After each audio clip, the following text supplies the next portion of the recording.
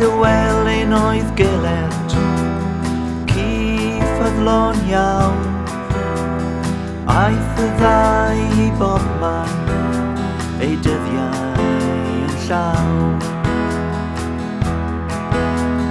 Mab Llywelyn oedd Dafydd, yn dain faban bach, cysgai Gilydd wrth ei grid, gofalu am ryn bach.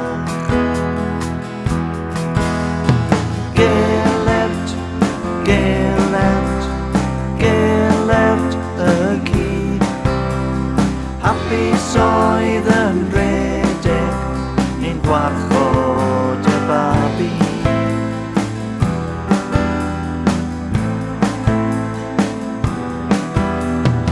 Un dydd daeth Llywelyn nôl i'r castell mawr, dim sôn am y babi a gwaed ar y llawr. Fe welodd e Gilydd yn arodd o gwaith, trawodd y ci a'i glefydd cyn gweld corff y blaidd.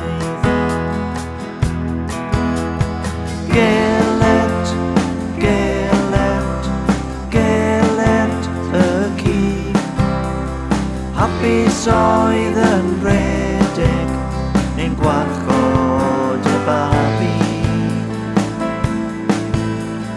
Gilydd, Gilydd, Gilydd y ci, hapus oedd yn rhedeg, ni'n gwarchod